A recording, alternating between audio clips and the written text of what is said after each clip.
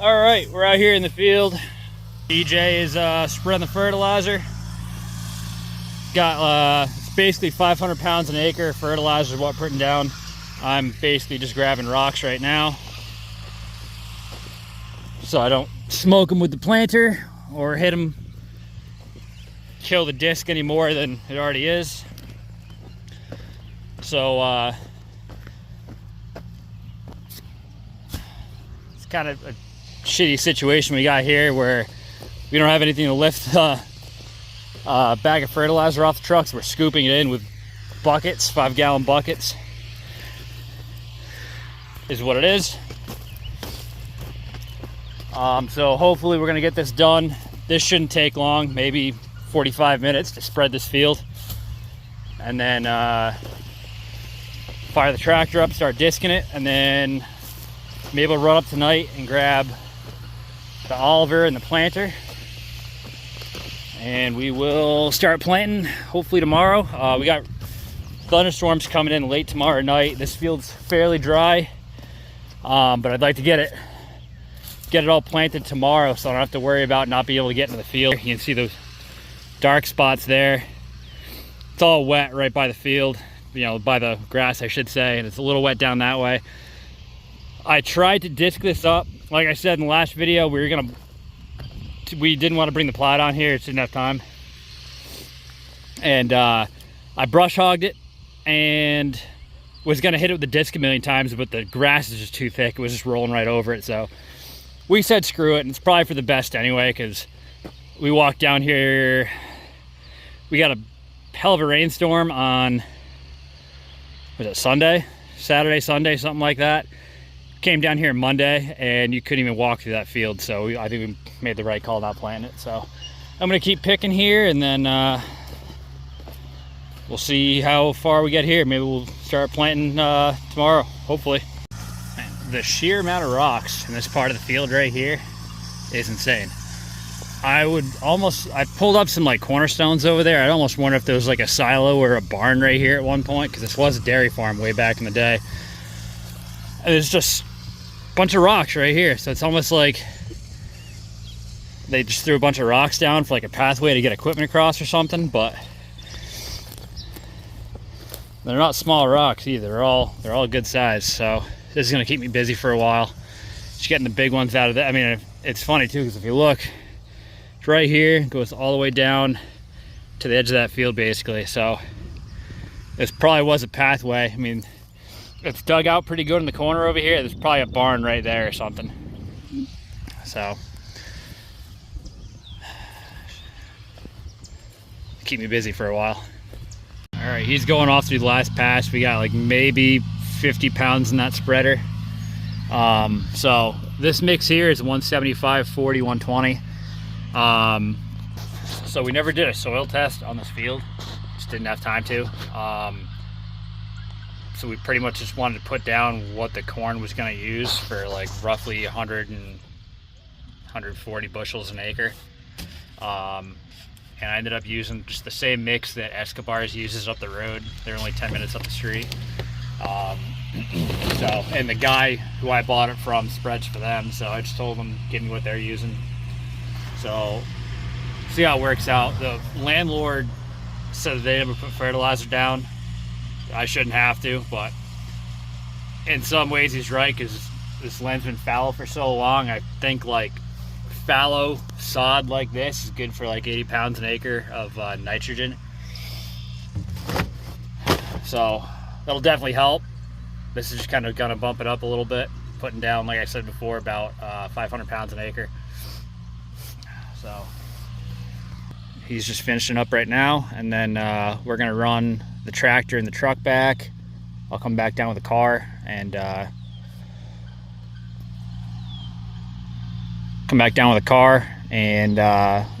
start disking the field up, get that done tonight. And then I might, if it's light enough out, I might run the olanter down here, just so that tomorrow I'll get out of work a little bit early, throw the drivetrains on it, throw the seed in it, and get going on it. So we'll see how that works out.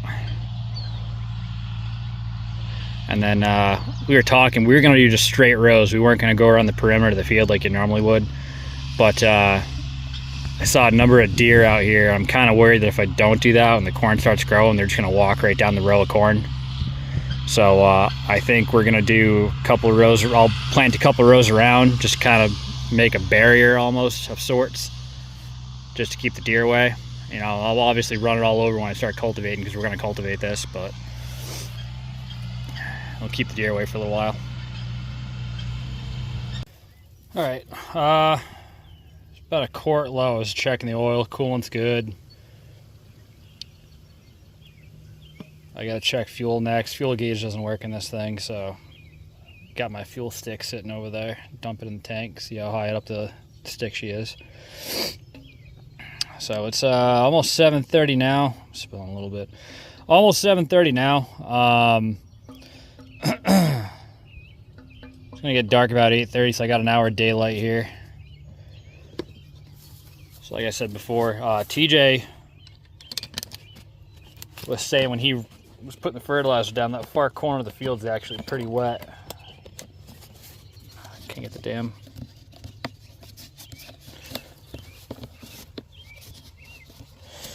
Fighting me. Yeah, so he couldn't get to the far corner of that field, so I might just leave that. Because I don't want to bury the tractor tonight.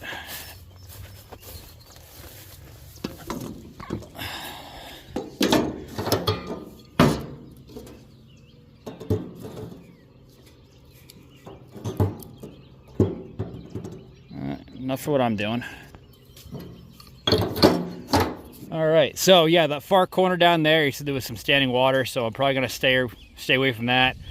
And then that over there, that's gonna be probably the last 2.5, 3 passes right there along the grass. It's pretty wet, and it looks like back that way as well. So we'll see how she does. I'm not gonna fly, but I'm gonna see if I can scoot along here a little bit so I can save some daylight and get the other tractor down here. So wish me luck. So I finished up the whole field. Pretty uneventful. I didn't get too much video of me disking, just because you can only watch someone drive a tractor around a field pulling a disc so many times before it gets real boring. I made it through the corner over there and the edge pretty successfully, nothing crazy. But that far corner, I just went through there and tried to there was some, I don't know, some weeds and stuff coming up, so I figured I'd hit that with a disc. And that was a straight up swamp back there. That was pretty bad.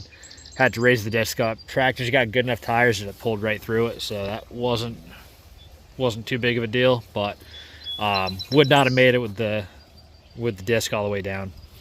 So I'm probably gonna end the video here, and I'm probably gonna, it's kind of short, I'm gonna add this on to the planting video tomorrow.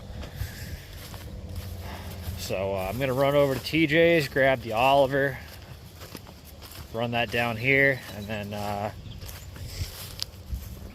probably swap out the seed plates too. The ones that were in there worked for my buddy Remington when he borrowed it. Not sure. I haven't looked at the seed that I bought. I have no idea what plates I need. I don't even know if it tells me on the bag what plates I need. And Oliver's running the Lestrin plates, basically John Deere style. So I know some seed companies are getting away from putting the plate type on your bag because they're kind of antiquated. Everyone's running, you know, finger pick up or something newer than that. So just gotta kind of see what seed fits the plate the best, I guess, manually. So might have to do that. Might do that tonight before I bring it down here. I don't know. I'm just trying to get as much stuff done tonight so that I can just get down here tomorrow and start planting. Because, like I said, we got rain coming in tomorrow night, and I don't really want to get rained out. So we will. Man, look at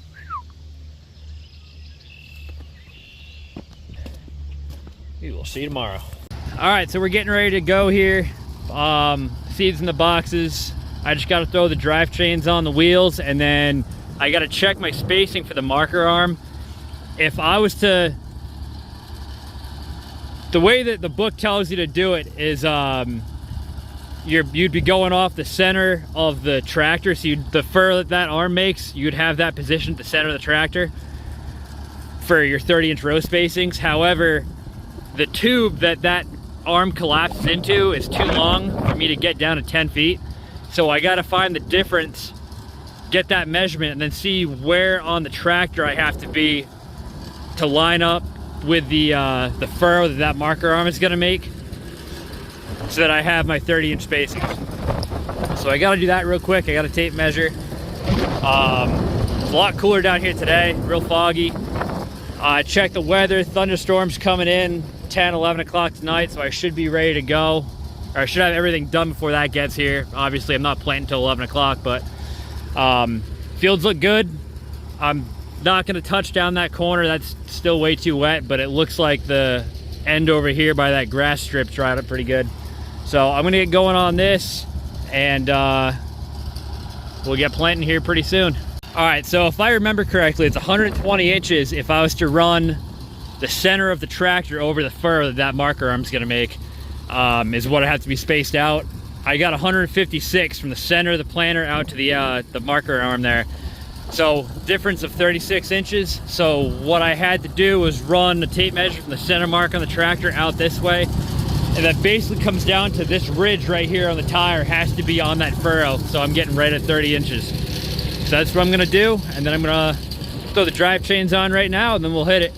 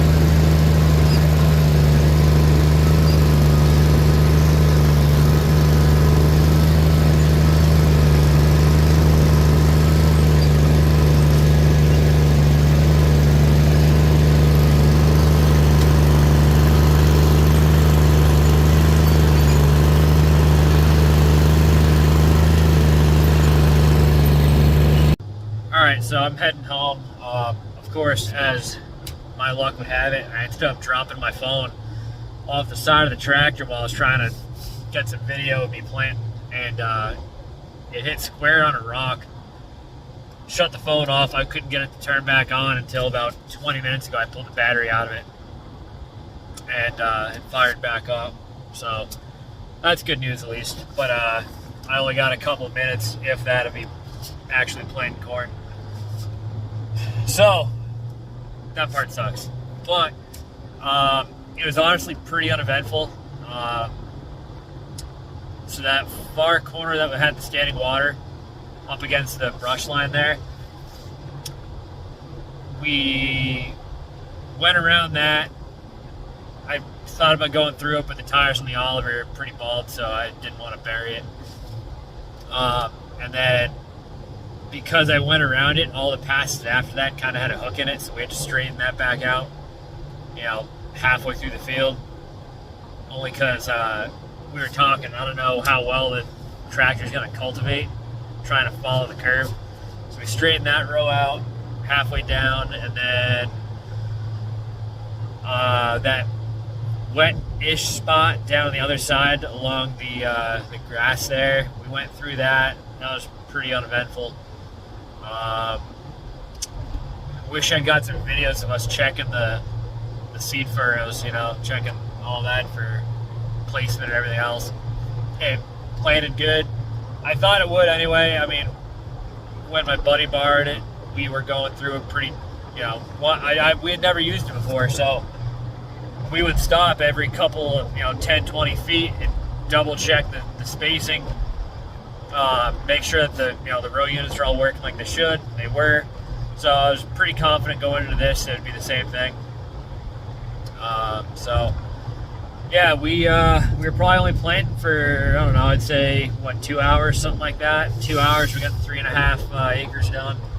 We were kind of crawling. We were going pretty slow just because of the amount of rocks that were in that field. I didn't want to beat up the openers or anything else like that, so we went pretty slow. But according to the ground, I got to figure out what we're going to use for a cultivator, because really, as soon as that corn pops up, you want to be in there with the cultivator, because if the weeds take over at like the early stages, it's pretty much game over. So I think this weekend, if it's decent out, we're gonna probably grab his cultivator,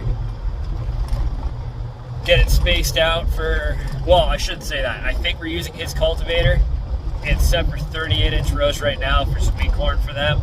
That's what they cultivate. We'd have to kick that into 30 inches, obviously.